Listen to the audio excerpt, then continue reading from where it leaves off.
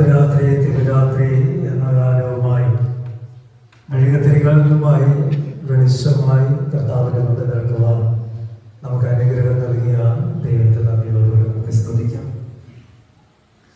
ലോകത്തിൽ ഒത്തിരിയേറെ പേർക്ക് ഈ ഒരു ഭാഗ്യം നഷ്ടമായി പോകുന്നുണ്ട്.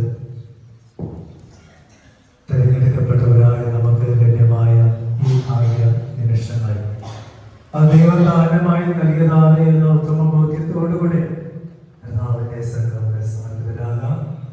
ദൈവമേ, ഞാൻ ഇനിയും മുന്നോട്ട് യാത്ര ചെയ്യേണ്ടവരാണ്. ഈ വെളിച്ചം പോലെ, ഈ മെഴുകുതിരി പോലെ, ഈ ദീപം പോലെ യാത്ര ചെയ്യുവാനായി എന്നെ സഹായിക്കണമേ. നമുക്ക് ദൈവത്തോട് ഓരോരുത്തർക്കായി പ്രാർത്ഥിക്കാം.